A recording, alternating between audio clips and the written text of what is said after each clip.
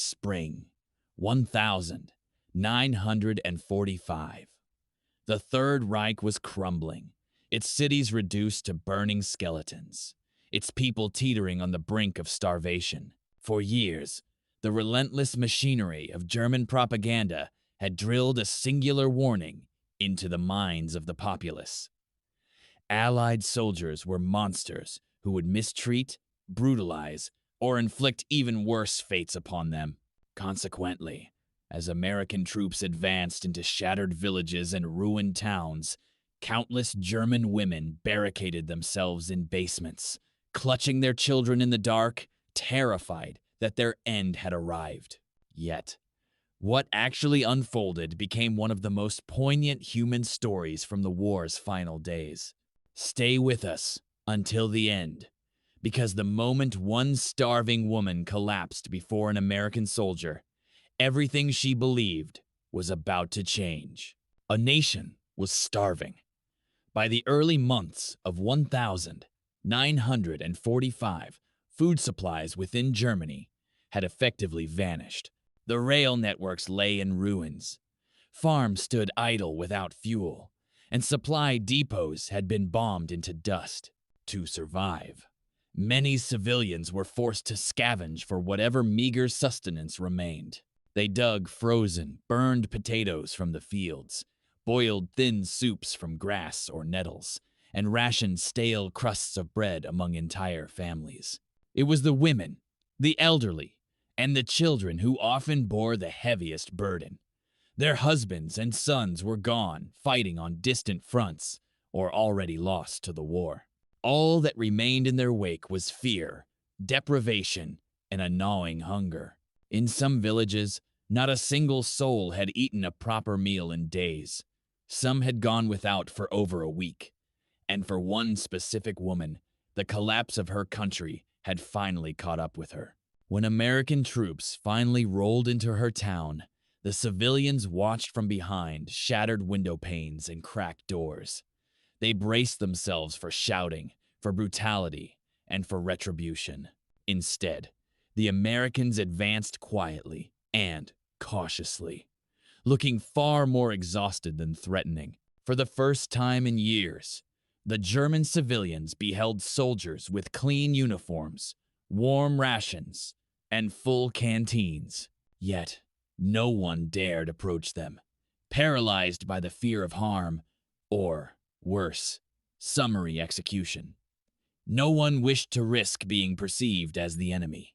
They had endured enough of living in constant terror, chaos, and destruction. No one moved except for one woman who was too weak to walk, too hungry to remain standing, and too exhausted to care about the propaganda any longer. She stepped out onto the road and collapsed amidst the rubble and ruins of her beloved hometown.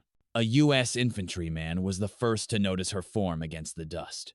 He had witnessed this level of desperation before in France, in Belgium, and in ruined towns across the continent. He knew that hunger respected no nationalities, skin colors, uniforms, or borders. Immediately, he dropped his pack and rushed toward her. She attempted to speak, but her voice was nothing more than a weak, frail rasp. Her hands shook violently, a symptom of profound weakness, starvation, and dehydration. The soldier shouted for a medic, but the corpsmen were occupied tending to wounded troops further back in the column. So, this American soldier did what any decent human being would do. He knelt beside her, unhooked his canteen, and held it gently to her lips. She flinched at his touch. It was a reaction born of decades of fear, driven by German propaganda that had told her never to trust these men. But the agony of thirst won out. She drank, and in a quiet voice that was barely audible, she whispered the same plea that many Germans uttered in those final days. "Please, help me. I can't take it anymore." The soldier lifted her gently by the shoulders. In that moment, she was not an enemy, nor a prisoner, but simply a human being in desperate need of aid. Reports from the era describe that he said something simple, words meant only to calm her spirit. "You're in safe hands now." He laid no claim of ownership, nor did he abuse his power or position. He was simply reassuring a terrified civilian who believed she was about to perish at any moment. The woman attempted to stand, but she could not. Her legs were simply too withered to support her weight. Seeing this, the American placed her arm over his shoulder and slowly walked her toward the unit's field kitchen. American field kitchens in occupied Germany often prepared heavy stews, cornbread, biscuits, potatoes, and watered-down coffee. According to military diaries from the 1st and 3rd U.S. armies, starving German civilians were frequently given leftovers after the troops had finished eating. The woman was handed a tin cup of soup, hot, salty, and rich compared to anything she had tasted in months. She wept as she swallowed the first spoonful, not merely because the food was delicious, but because she realized that everything she had been told about the Americans was wrong. Encounters like this, simple acts of kindness, began to spread quickly among the civilian population. Stories of American soldiers sharing their rations, handing out chocolate, or offering medical assistance circulated through the villages. Women who had once hidden in the dark now approached cautiously. Children began to follow the GIs, hoping for a stick of gum or a piece of candy. The myth of the American monster collapsed faster than the regime that had created it. For many German women, the first American they truly met was not a conqueror or a beast, but a human being just like them. He was the first person to offer them help in months. That starving woman, lifted off the ground by an American soldier, became one of many whose lives shifted in an instant.